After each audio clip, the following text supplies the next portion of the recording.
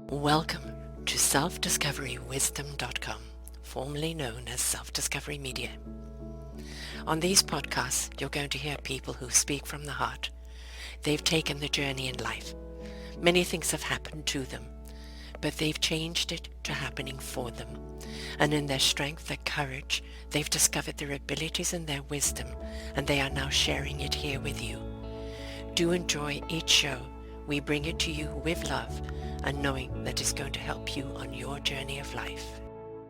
Out of it. She said many widows struggle with brain fog and walk through life like zombies when their spouse passes away. Many never get past their depression. I spent countless hours reading self-help books, spent thousands of dollars on courses which allow me to overcome my depression and loneliness.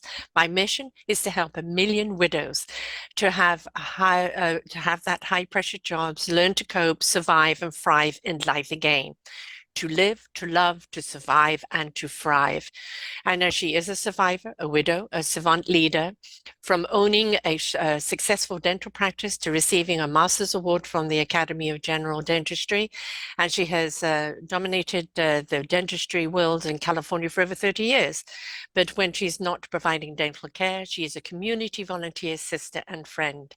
So we're going to be talking about widowhood today, and it is a difficult one for many people because when you divorce, it's a choice, right? But you know that you can't make that road anymore, and it's an honoring of each other to move on. But when somebody is taken from you, it's a different scenario altogether.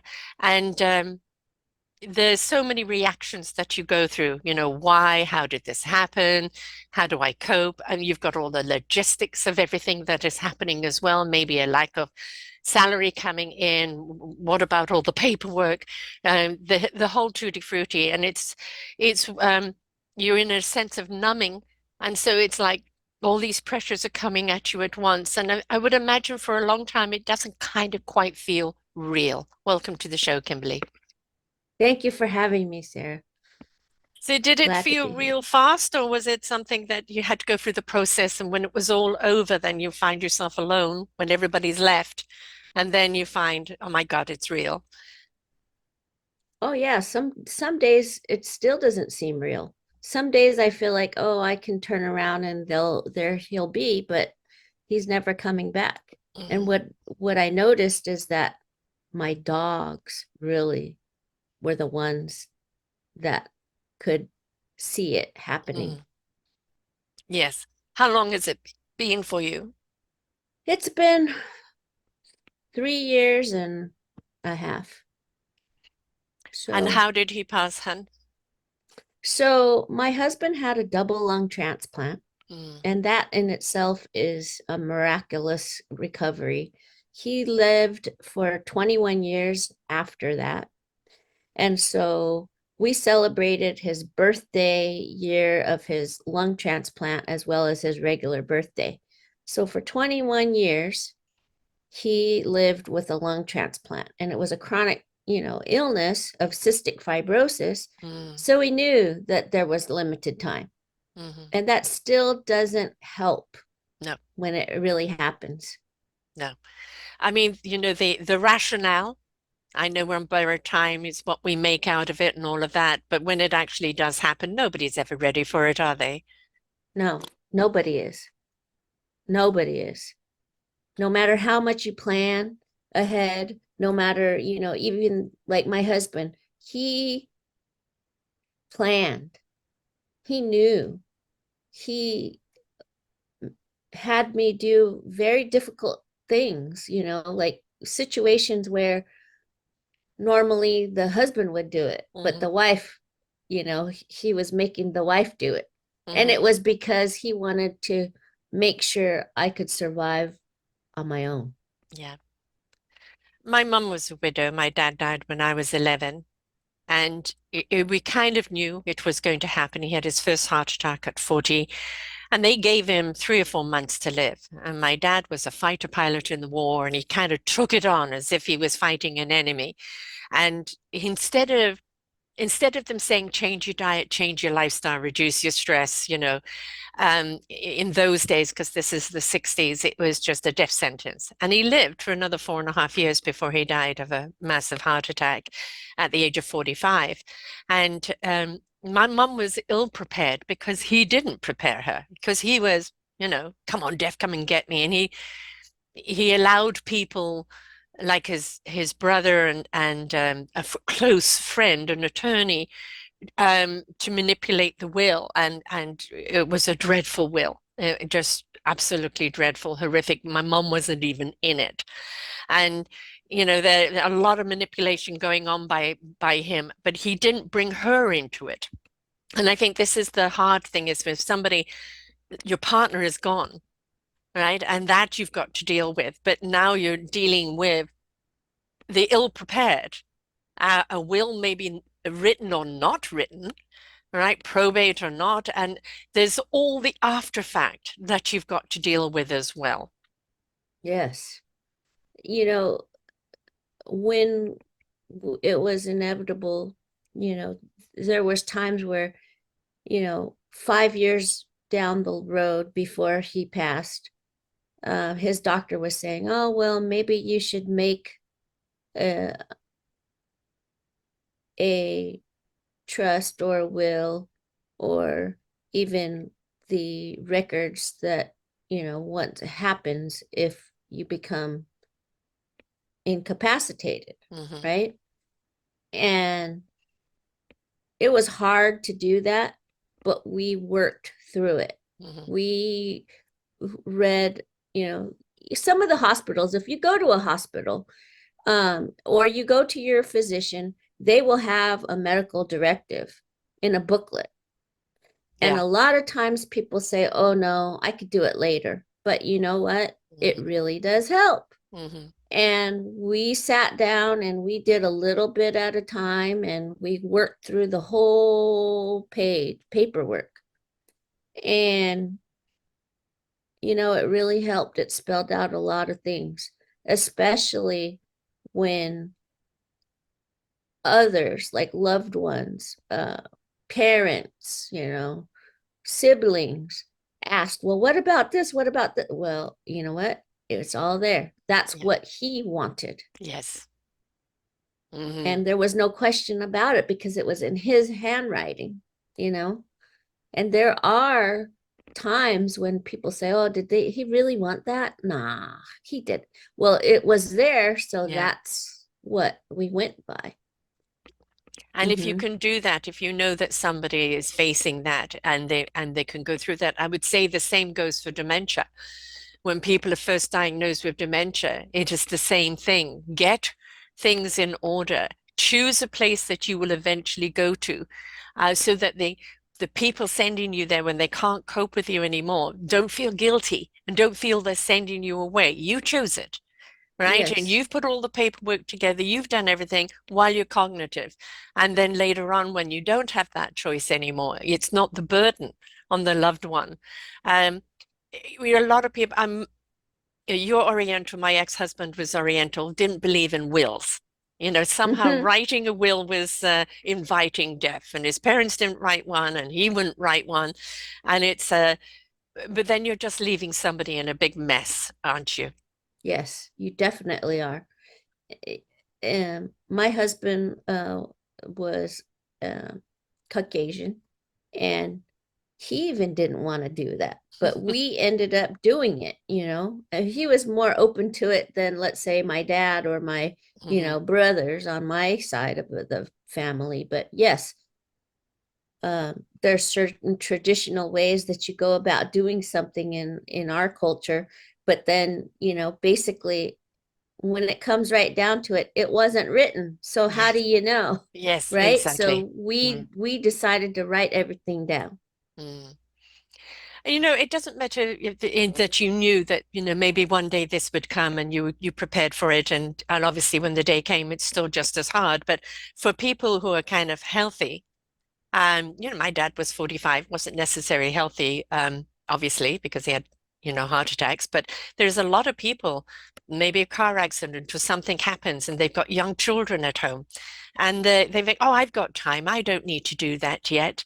And it's that if you are, I think kind of when you get married, I think it's something that you need to get down between the two of you. Should one of us not make it, and then you don't end up, as you said, with other family members imposing what should be and shouldn't be, because it's already difficult enough. The last thing you need is the bickering from family members coming in saying, no, they didn't want that. They wanted this. Black and white, it's there. I always recommend to people do a video with a timestamp on it as to what they want, and make sure that that is with a lawyer, with somebody legal. But we don't think about that. But do you think that COVID has made people think about that more? Probably. I think so because that was so difficult of a time for everybody Mhm. in the world Yes. to go through and know that that could happen to you. One minute you're healthy and then the next week you're not, Mhm. you know, and you can go fast. Yes. Yes. It, you have to prepare. You really do. I mean, no matter what, our society is such that, oh, we're happy go lucky. We just do what we want to do. But when it comes right down to it, we need to really make sure that we're prepared for things. Mhm. You insure your car, you insure your house, you could have a life insurance, but it's like, um, don't leave it, don't assume. I think that's what COVID did is for a lot of people, where it hit a lot of very healthy people. Don't assume that it's not going to happen to you. A reason why an accident is called an accident because accidents do happen. And, Definitely. what if somebody is in a coma? What choices do you have as a partner? Right. And if that person is, do not resuscitate or something, that's their choice. And then the poor partner hasn't got the choice to pull the plug and then always feel guilty about it. So I think you were lucky in that sense that you both faced it, that you knew one day that it would come and Yes. you were prepared for it. But I think that is a cautionary tale to everyone listening, isn't it? Get, Mm-hmm. ducks in a row and make sure that it's all written down so that you're not imposing on top of the grief all the other anxieties that come along with it. And it gives you a sense of security too, knowing, Mm. Hmm. you know, like we're already busy with Yes, life. yes. And I'm a busy business owner. I own a dental office. I had like 9 employees at the time. And, you know, having that one little bit of information, which was a lot, helped me help myself and help others around me to do what was necessary, Hmm. you know. And even that being said, if you can control one thing, that's easier to get through the rest of the day. Hmm. Why not do it? Exactly, exactly. I mean, losing a loved one, um, if you have children, you've got their grief, and everybody grieves in a different way at a different time period. There is no, this is your template for grieving. We can show people, what to expect in grieving and that it's okay to feel that way, or it's okay to say, no, I just don't want to be a part of something. But we've also got to be careful in the grieving that we don't get so into our grief that we lose ourselves and don't know how to get back out again. Yeah. Yeah. How did And you so, work through it? so, you know, I had my dog, Hmm. and my dog needed me no matter what. Didn't say much to me, but I could tell that he needed me. My dog would make me get up in the morning. My dog would make me get up so that I could walk him, Hmm. so that I could feed him, And it really did help that I had somebody or something helping me through it. I don't have kids, so Mm-hmm. that was my dependent. Mm-hmm. That thing depended on me for their life Yeah. and their survival. So that was one situation that, I'm so lucky that I had a pet to give my emotion to Yes. and Yes. be helping that that pet. The second thing that I do is I make sure that I eat healthy. Mm-hmm. I try to exercise or stretch every day, and I give myself self affirmations. Mm-hmm. Yeah, that's important. Going back to the pet, my dad, we had a dog and she'd go to work with dad every day. So of course, when dad died, there was no going to work. And she kind of would lie outside the door where his body still was before it was taken away and kind of guard it. And then afterwards, it's like she knew he had gone and that she knew that she had to step up now and guard the family, right? And step Mm-hmm. up and be part of the family, and which she took very seriously. And it's, a pet is they're grieving too. They're grieving too, but there is a mutual understanding of the loss and that unquestionable, undying love that they give you. It's just, you don't need the words. Just that look that they give you, that paw they give you when they come and snuggle you. It is just that something, isn't it? That like, you know what I'm going through. You're going through it too. We're in this together and we don't need words for it. Mm-hmm. Mm-hmm. Yeah. Where if you have children, it's a little harder because they're going through their own emotions. And it's like a little harder because they've got their own reaction, maybe do they go back to school now? Or, what it's navigating their road as well as your own grief. And I think it's, as I said, each person will grieve in a different way. I went back to boarding school a week or so later after my dad died. And I remember at boarding school, actually, kids calling me a liar because they said, your dad didn't die. And my headmistress sent me out of class and spoke to them all on no uncertain terms. But kids can be cruel. And so when kids go back to school and they've lost someone they love, right? You don't know, are they getting support or are they getting bullied? Do they want to come home and tell us because they don't want to upset you because they already know you're upset? And so I think it's like call in the extended family, call in the people that are masters at this and say, I need help. I don't know what I'm doing right now. I just need support. And that is okay to do it, isn't it? Especially somebody to talk to Yeah. that knows what you're going through, Mm-hmm. that's done it before, that, there everybody has two for certains. We're born Mm-hmm. and we die. Mm-hmm. And anything in between is our journey. Yes, absolutely. And what we do with that journey is our choice, Mm-hmm. right? And we can't help things that happen to us, right? But we can help how we choose to look at it and what to do with it. And I think I'm one of those people that when somebody dies, I'm one of the first people they call because I'm a little matter of fact about death. For me, it's the end of the body, not the end of the spirit. The spirit's gone home. And it's like that person, the effect that they had on you will always be with you. And you Mm-hmm. just have to call upon it at any time. What you're mourning is the physicality of that person being there, but the spirit of that person is always there. But there's still that adjustment. And, some people just need to hear that. Some people just need a shoulder to cry on, or someone to take up some slack and help them through the process. But a lot of people don't know how to go to people when they've lost someone because they don't know what to say, right? Mm-hmm. What would you Definitely. recommend they say?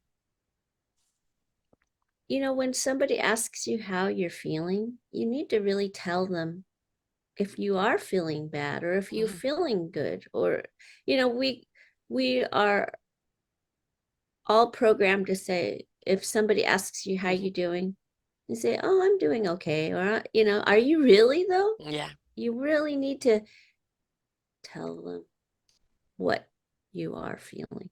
Hmm. because that's the only way they can help you. Exactly. If you are having a bad day, why not tell them, yeah, I'm having a bad day? Not dwell upon it, but say, yeah, I'm having a bad day. So then people most of the time are willing to support you in some way. Hmm. Like if you're having a bad day, wouldn't your best friend want to help you do something? Yeah. Yeah. And we're programmed not to ask for Mm. help, martyrdom, especially females. Hmm. Would you say? Hmm. Hmm. And I know a lot of people, it's just, I feel helpless, so I don't say anything. And it's just, I think just say to someone, I don't know what you need. Can you tell me what you need? And I'm here for you. And the other person may say, I don't know what I need, but just be here for me. Yes. Right?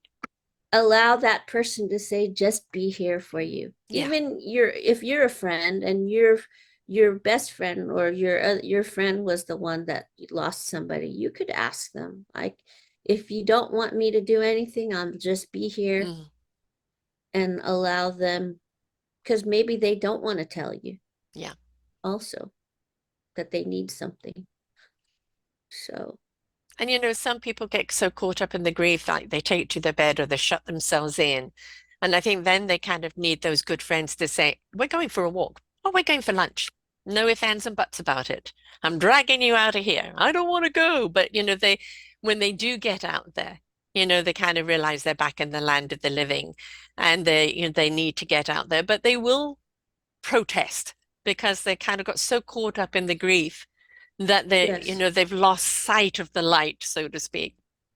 yes, and I don't know uh, if you do this or not, but there are personality types. Mm, Okay. And you might be acting in your personality type, and you might need a different personality type to yes. get you out of the personality type that you're, stuck in, Yeah. right? In other words, if you're normally a driver and something like this happens to you, you're going to act in a driver type of way. Hmm. Maybe you need a steady or a analytical to come help you, or Yeah. opposite, you know what I mean? And Yeah, like the true colors, the four key personality traits, right? So you've got exactly. analytical, you've got foundational, which is management, you've got people that are very innovative, and you've got people that are very spiritual. And if you're whoever the person is, if you know what they are, don't come to them if you're all analytical and you're coming too analytical and the person isn't that way inclined. They don't want your analytics, right? They just, Right. well, how can you bring them out of where they're at, yeah, and speak to them in their personality type language that That's they're going to right. actually hear. That's So you're right. right. Very good And point that, because that's what I've been helping people with that's really understanding. good. Because a lot of people will come at it, well, I did this or I did that. Well, that's you. That's not me. So now you're imposing you on top of me. And if instead you just come to it and look, I've noticed that this is what's happening with you. I just want to take you for a walk. Or let's go grocery shopping. Let's go and do something. Let's get you out there. This is what I found that helped me. How about you give it a try and see if it helps you? Right? Hmm. So it's being able to offer something without imposing it, making it Hmm. feel like an imposition, because the last thing a person wants to feel is if they're being bullied into something. That's right. That is absolutely right. And it's the person's decision Mm, ultimately, but you can always help by seeing it in their eyes. yeah. And that requires you to step outside of yourself. All Hmm. right. What would I do in this situation? If you really know this person, then you're going to know their reaction is most likely going to be A, B, C, and D. Well, don't Hmm. come with an FGH, and Right. and completely speak gobbledygook to them. It's where do you meet them? And like What do you think if you could say if the shoe was on the other foot, what would you do for me? Right? And now you're Mhm. actually empowering them to actually have empowerment over themselves. And which, because if like your dog, I have to get up for my dog. I have to take my dog for a walk. I have to feed her. I have to be there for her. Right? So it is when somebody else says to you, if it was me, what would you do? Then it allows you to kind of engage in to being proactive, isn't it? Definitely. And being proactive is really good for the the friend to Hmm. be in. Hmm. Sometimes the person that it's happening to cannot be proactive. Yeah. No, no. And just because, time has passed, I mean, what we have to be careful of is that people get so into despair that they go down that rabbit hole and they can't come back into the land of living. But it's also some people can spring back quickly, it appears, but that's their way of keeping busy so they don't go down the rabbit hole. And so we need to recognize what kind of personality type people are, right? That's right. Because if The they're a person that needs to, I need to go back to work, I need to be proactive. Oh, no, you need time for grieving. No, I've got the time. I go home alone, right? But I need that time to occupy my mind so that my spirit can do the grieving. And like for you, it's 3 years. And obviously, you still very much miss your husband and you still have those grieving tendencies there because now you understand and you want to help other people. It doesn't mean that we're over it completely by a certain period of time. It just means the pain is less. yes, by all means, it's you're never really going to get over the whole thing, but Mhm. the pain is less. You learn to do things to help yourself. Mhm. Mhm. And help others. I think in helping others, it helps yourself, doesn't it? Oh, it certainly does. You know, I wrote a book and that helped me get out of certain things as well. I, Why did you call it the grid? well, it was a memorial to my husband. Hmm. He was a very much survivalist in the Hmm. fact that he loved to go out in the wilderness and, you know, he was a search and rescue Ah. person. He volunteered for search and rescue in our community for 8 years. And it was kind of a tribute to him Hmm. to do that. It's a beautiful tribute, and that's a way of keeping his memory alive, right? You're sharing what part of him is in you and keeping that alive in other people's eyes. But I think it's also important that just because somebody's gone, it shouldn't just be the people that was closest to them to remember them. I think, by keeping the story alive, whether it be a book, whether it be a talk, whatever it be, keeping a program alive or people doing a legacy in someone's Mhm. name, it's respecting the journey that that person's had, their contribution that they've left behind. Mhm. Yeah, because, you know, being that sick for that long with the transplant, he didn't have much uh, time during the day to really have a real job, Mhm. you know, and he spent lots of time doing things for the community because he could have time for that. And that's what he appreciated. Yeah. He loved nature, Hmm. life, and animals. Hmm.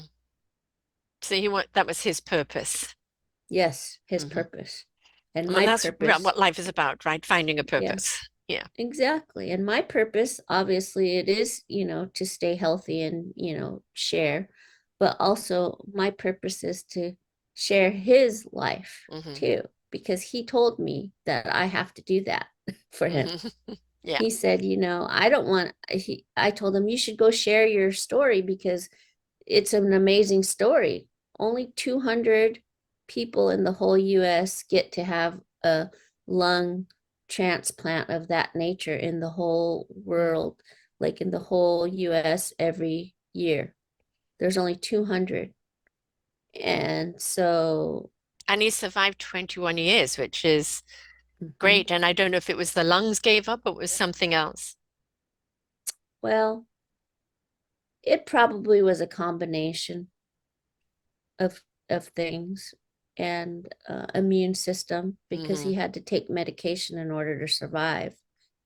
And so I've always had a mission to try to get do natural things to get the body's immunity better Hmm. and to survive longer and have a better lifespan, a healthier lifespan, Hmm. right? And so, with that being said, I think that it was a tribute, especially for me to share with the world survival and balance of life in the book, as well as surviving after your loved one. Hmm. Yeah, I interviewed a gentleman here who was actually a singer. He's a crooner and never smoked, but got sick from secondhand smoke, and he had a double lung transplant, Oh, wow. fortunately successfully. And I don't know how many years ago, maybe 10 now or more. But I'm hoping he's going to have longevity. But it is, you're right, the immune system. And it's not just, my previous show today was with a doctor that actually started teaching his patients how to be well. And he actually got blacklisted because he's not practicing sickness, he's practicing wellness now. And so, the medical system is brilliant. The fact that you can give someone double lung transplant, which is absolutely amazing, heart transplants, and many other things, absolutely incredible. But at the same time, we don't teach people wellness, sustainable wellness, and that is keeping inflammation down, looking at our immune system and how opulent it is. And it's not just the body, it's the mind and the psyche as well. And all of it needs to be optimized, and running at high optimum. And we need to really look at that and, you know, uh, whether people are going to get out of this, whatever health issues they have, if they understand you've got to keep your immune system strong.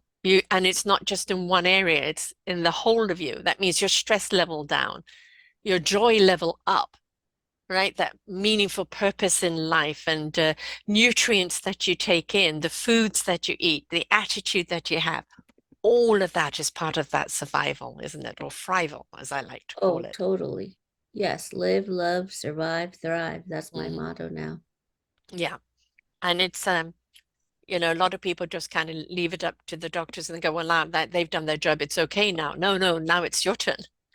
And now you've got to do your job of maintaining that That's gift right. that they've Like in given a you. dental office, you get your teeth cleaned once every 6 months most of the Exactly. time, right? Hmm. Well, that's only like maybe 10% of your whole cleaning your body, your teeth. Hmm. The rest of it is 90% is you're at home doing it yourself. Yeah.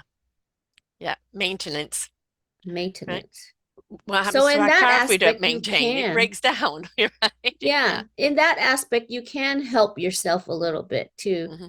you know, have a healthier outcome Yeah. in certain things. Yes. Whatever you're faced with, and this is there are some people, I mean, there's people after COVID who have ended up with long-term, detriments due to it, fog or lung problems or this or that. And it's like, it doesn't mean it's a death sentence, but it definitely makes it look at life differently. And what do I need to do to support my body, to support my life? But even if I'm single and not with a spouse, um, have your life in order so that should anything happen, and I think everybody needs to look at that, whatever happens, that people aren't kind of picking up your mess, wondering what's going on. You've left something that makes sense, that Mm-hmm. gives them something to follow and organize. Otherwise, you're just leaving people in distress and grieving and without understanding what to do next.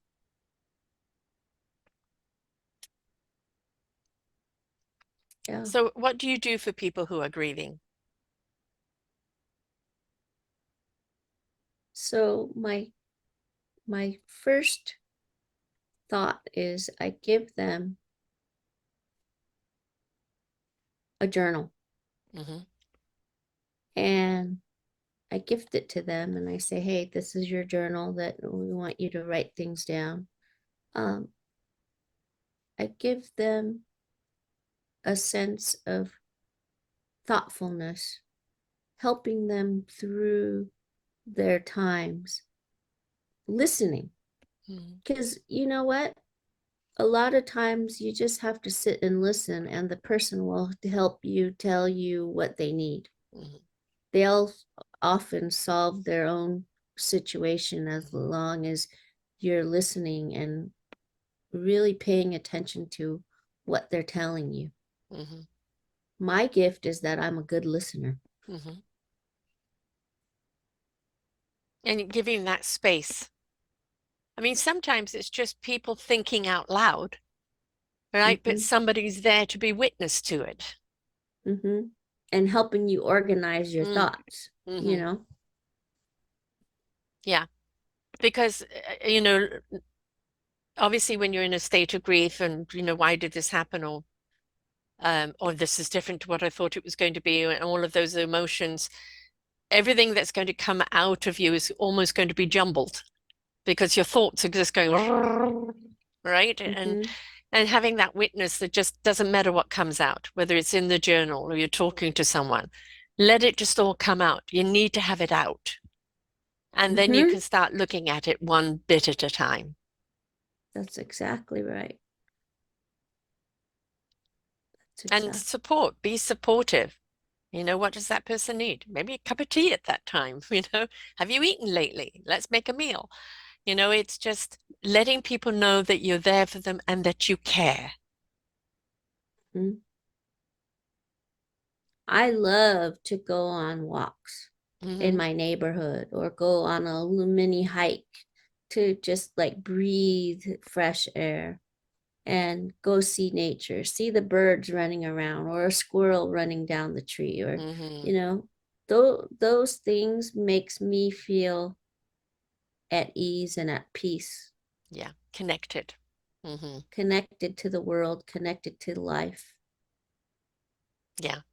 And that's the gift of nature. Never mind the support it gives us, but the emotional support that it gives us. Because it reminds us that life does move on, right? And just because your book of life is at a finish, it doesn't mean that, the next person's book isn't still going. And Mhm. a lot of people emotionally die with their partners. And that's not what a partner wants, right? They No, a want you to go partner on and wants live. you Yeah. to go on and live. Hmm. Here's one thing that I've done, and what I caution you guys to think about this, okay? So, what helped me was that I went to every place that my husband and I felt special, Mm. and I visited the place, and I took some ashes with me everywhere I went. And, you know, it helped me. I said hello and goodbye to the place, Yes. and I did something special of what we did together. Hmm. Hmm. And some people, that's my personality. Yeah. You could take it on as something else and do something else with that, but that's my personality. That made me feel better. Hmm. And then the other thing that I still do is I have his cell phone. Mm. And instead of having my telephone line now, I have that cell phone as the home line, Yeah. right? So I keep that at home. And every once in a while, I will text the phone, Hmm. and then I look at his phone and text it something back to me, and it makes me feel happy. Yes. Yes. But that's me. Yes. Find things that will help you get through your life. Hmm. Putting on a favorite sweater, right? Mhm. There are some people, oh, the person's gone, you've got to get rid of everything. They've gone now, you've got to let go. No, I mean, yes, you can pass certain things on, but there's things that you need to keep because they're a part of them that sometimes you just want to wrap yourself up in them. And it's not wallowing, it's just Mm. that form of connecting, isn't it? I feel you.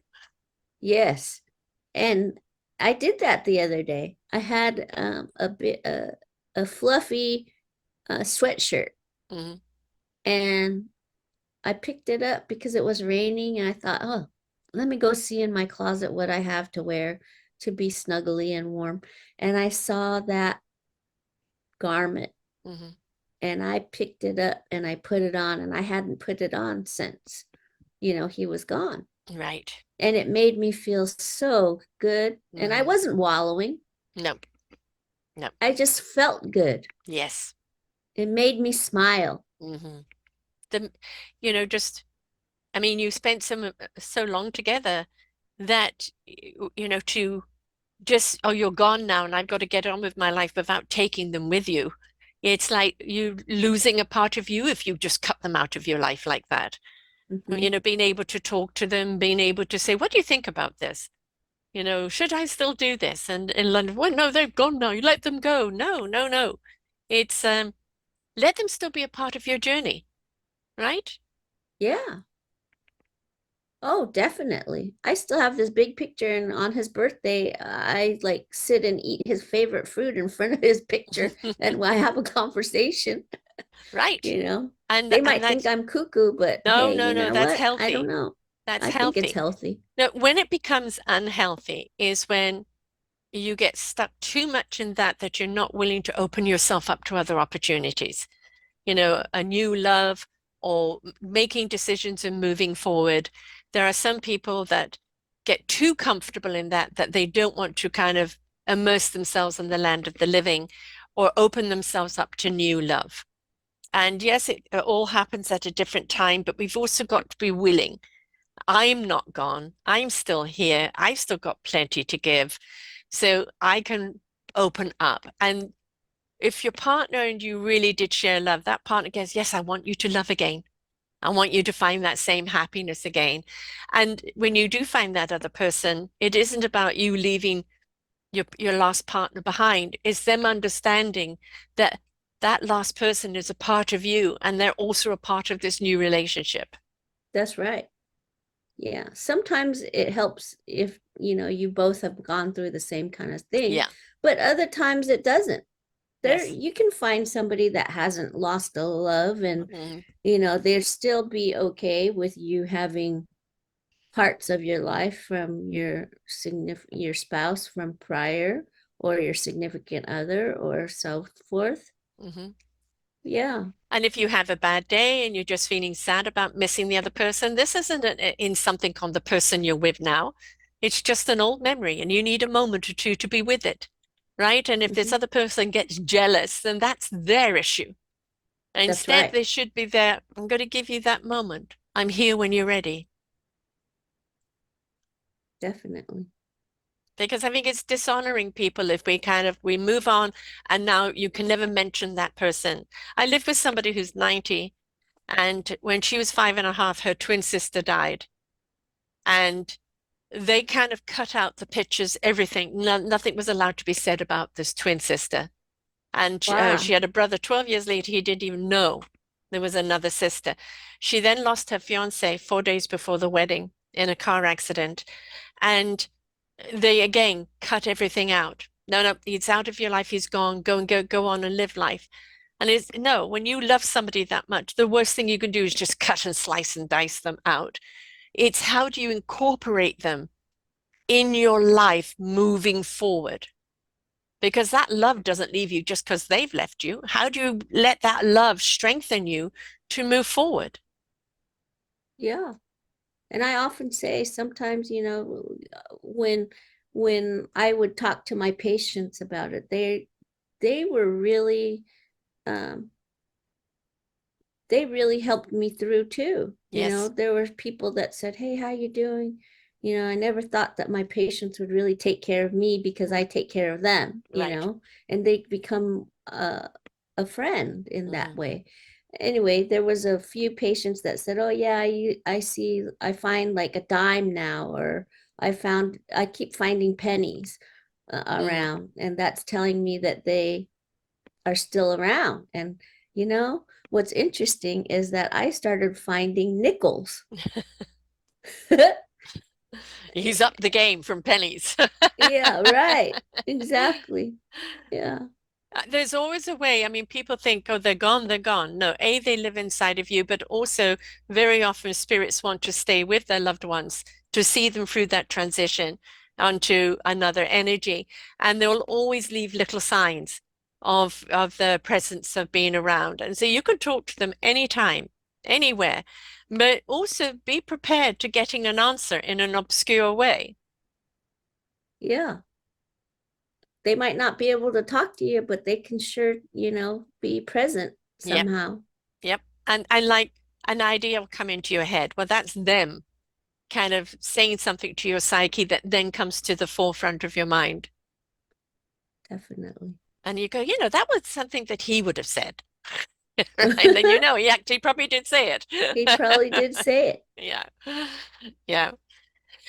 I said everybody grieves in their own way. The thing is not to get stuck in grief and die with the person. But it's how to move on and take them with you in a new dynamic. Because that person is always going to be with you. How do they move forward with you into your life now without them? And that's what the real learning is about, isn't it? Yes. Yes, it definitely is.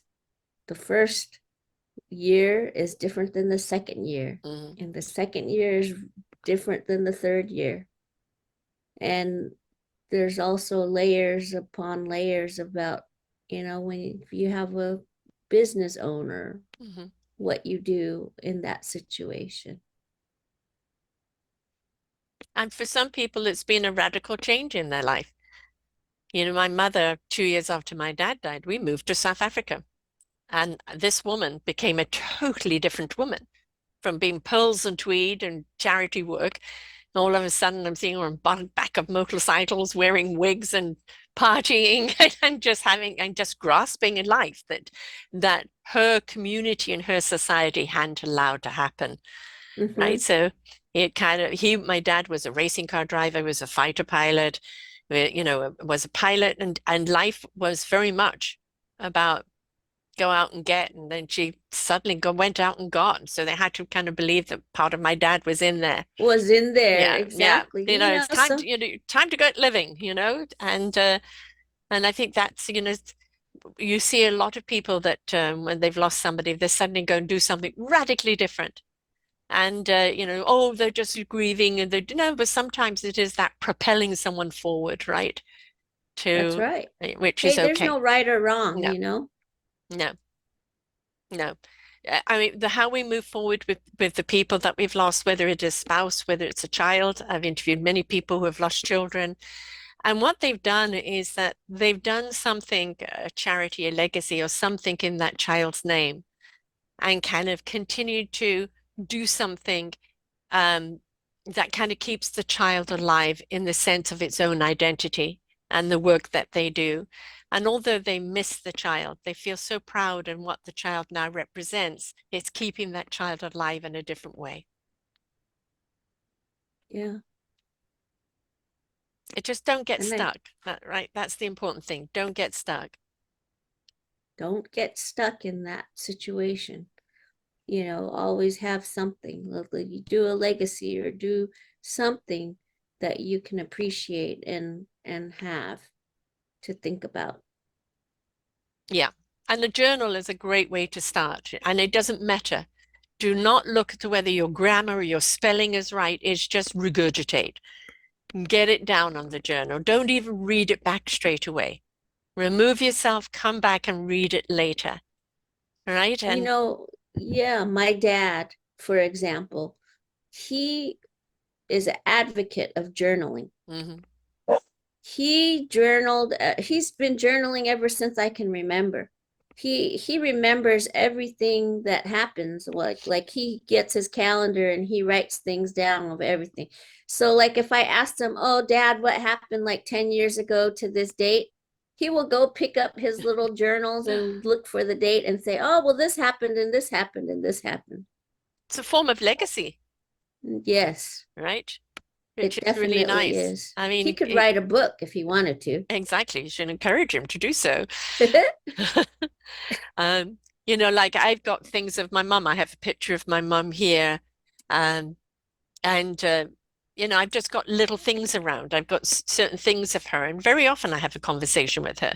The behind me is a picture of my dog that one of the people I interviewed painted for me. Now she's been gone nearly 7 years, but she's still very much with me. And she was with me in a transition after my divorce of a new life, and so was my bestie. Um, and it's just because they're gone doesn't mean that essence of who they are and what they mean to you long after they're gone, you can still have that conversation, that feeling, that memory that makes you smile. And, it sometimes it's a little kick in the butt and going, well, are you feeling like that today? I'm not. Well, go and do something to feel like that. So memories are very important. And I think as far as people talking to other people, yes, listening, but then knowing when you need to kind of encourage someone to do something, even if it's like, you know what? I'm going to cook, you're going to go and have a shower or go and have a bath, right? Somewhere to get them out of something because sometimes people become so numb, they just need someone else out there just instructing them to do the mundane things. Otherwise, they kind of just get so lost in it. And I think that's is recognizing what the person's going through at the time. In you were prepared, even though it happened, the loss was still hard. But for some people, when they're not prepared and it happens suddenly, it's the shock of it happening is that they're not in grief yet. They're in shock. And we've got to know the difference. Yeah. Well, even though I was so prepared, I still had vertigo for Mm-hmm. 2 weeks. Mm-hmm. You know, Yeah. my body was still in shock. Yes. My brain could analytically Mm-hmm. know that, yeah, it's time, it happened, or whatever, but my body was in shock. Yeah. Yeah. It doesn't matter how much you're prepared, for a loss, when the loss comes, it's there. And you don't know how you're going to react to it. Your mind, I'm very rational. I'm going to deal with this. But yeah, your body all those other personality things have their own voice and they're Yeah. going to react to it. So And it's okay. It's it is it's okay. okay. Mhm. Let yourself go through the process, right? That's right. Yeah. And if people, around you saying, isn't it time you snapped out of it by now?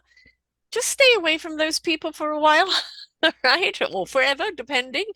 And and just don't be around people that are going to keep feeding the pain, right? You want to be around people that are encouraging, but there are some people that simply do not understand, and they never will understand. Be around the people that care, that really do care, because if they push you, they know it's coming from a place of caring, right? Mm-hmm. And not, dictation. We don't want to be dictated to. We want people that are there because they care. And find, groups in your Mhm. community that do outreach that way. I Yes. mean, yes, there are groups that maybe keep you in a situation, but Hmm. find the ones that will help you stretch yourself a little bit. Exactly.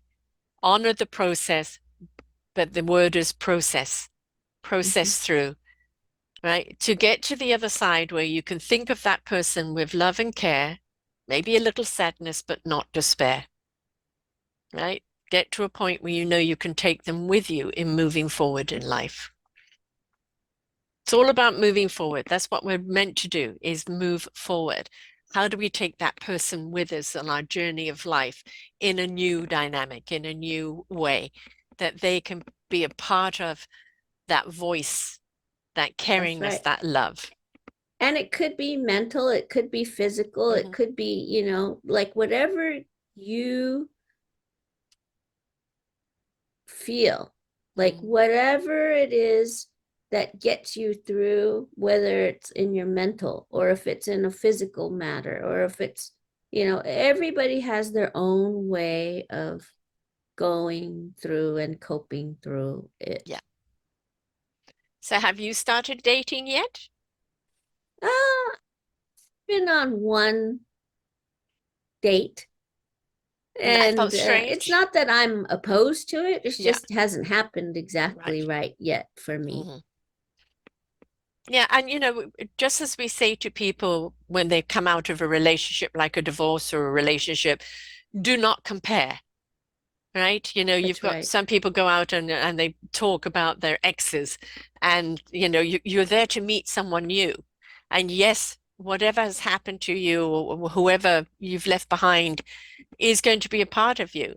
And if it's spoken in a positive way as a part of me, but not as a comparison, then that's going to open up to a better dating experience. Yes. And my mother passed away about 12 years ago, and my father found a new spouse. Hmm. And he used to tell me, she's not your mom. Hmm. She's somebody else, different than, you know, it's a different life, It says, you yes, know. different You chapter know, in the book. Yeah. one was a teacher, one was something, and the other one something else, Yeah. let's say. Yeah. And totally it could be totally different. But my dad's happy. Yes. And that's That's the all that bottom line. matters. He has Yeah. somebody to share life with. Right. Exactly. And when you truly love someone, although you can't be there for them anymore, you want to know they're happy.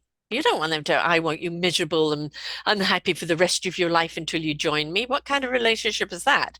No, you want Mm-hmm. somebody that I want you to have that joy. It will never be the same relationship. No, it will be a different relationship. And he has brought her to this relationship in the way to love, how to love, and the memory of love, right? That's right. Very And important. their relationship is sort of he's showing her things that she's never done before, Mm, and for her it's showing him things that he's never done before. right. The exploration of life. Yes. Mm-hmm. Yeah. Life isn't over because we've lost somebody. It is an end of chapter, and there's a redefining of who you are now without them. But you have another chapter to write in life, many more chapters to write in life, right? And you take the wonderful joy and experience of that person you had in your life along with you in and immerse it into your new experience of life. It's not about you've gone to, right? And yes, you'll have days way down the road. I really, really miss them. And that's when put the sweater on and have a good conversation with them. And then, you'll wake up the next day feeling a lot better.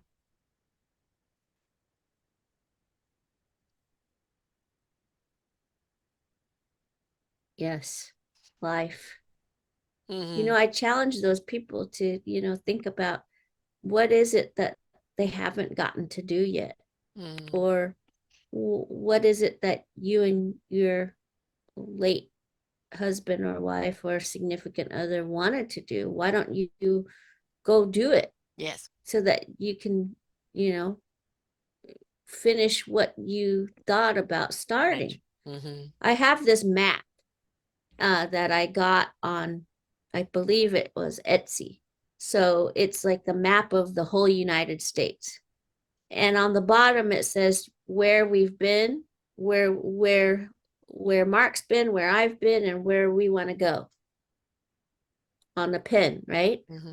And so basically, there's things that we both wanted to do that we didn't get to do yet. Hey, I challenge you Yeah. to do those kind of things. And Like take them think along about with what you you, would right? want to, They can still yes, experience it through you you, could right? still Mm. experience it through Hmm. you. Yeah, yeah. Think And about those ways. Think about outside the box. yes, there isn't a box anyway. I mean, if you've put Mm-mm. yourself in a box, you put the lid on it. No one else. There is no box in life, folks. Every life is about flow, movement, and continuum. And it's this how you continue. You take that love and that experience and that joy that that person gave you and take it forward. If it's something that was a long illness before they die, don't remember the illness. Remember the joy and the time before the illness. The illness took its toll on you. You can let that one go, but remember why you were there in the first place. Most definitely. Mhm. Most definitely.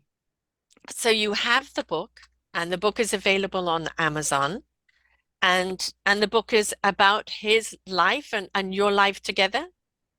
Well, I made it a fiction novel, Hmm. and Or it's factual about a novel person based on that fact. lost their loved one, Right. you know. And yes, there are things that are true in the story, but there's also things that I've taken from other people's experiences Mhm.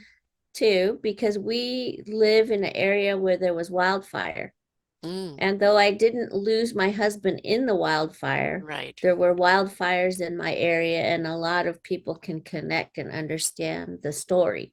Yeah. And the second part is the survival outside of, the survival of the person is survival outside and in the wilderness. And in the back of the book, I have a lot of things that are like for a survival pack for your bug out bag that you Mm, or survival techniques for your pet, for your what you put in the back of your truck, or right. those kind of things.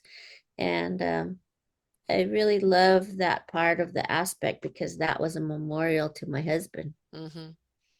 And an honor to the to what he loved out of life, which is important, right? So, as you said, I call these factional books. They're based on fact, but fictionalized, right? So, Yes, and so you've also got something free, a one-on-one 20-minute consultation session to help you start living your life again, and people can email you at. that's right. They can email me at Kimberly at drkimberlyhubenette.com.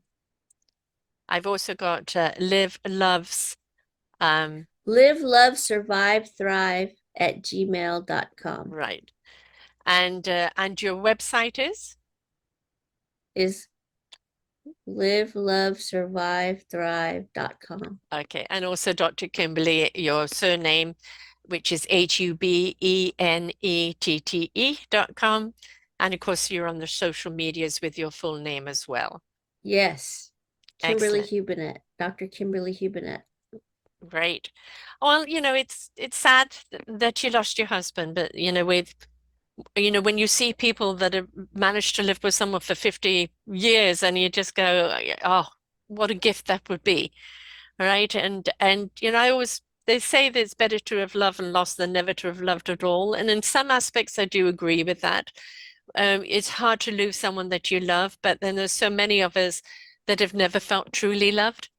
And hence a divorce or whatever. And you feel that I would love to experience some of that type of love. And that's what you hold on to, that kind of love. And whoever comes into your life next, they must match that love vibration, right? Mm-hmm. That, and And they that's can that's add what you to it. measure it at. Yeah. Exactly. They can add to it Yes. your love It's in the your next life. chapter of your life, the next adventure of your life. And, that's the important thing. So if you know somebody's had a loss, and you don't know what to say, just say, look, I don't know how to help you, but I'm here for you. Tell me what you need. And if they say, I don't know what I need, it's okay. I'm just here for you. I'm going to cook you a meal. I'm going to make you a cup of tea. I'm going to do something for you because very often they don't know what they want in that moment. They just don't know. So just do the obvious. Get food in them, get a cup of tea in them, get something in them, and just, go and have a shower. I'm here for you.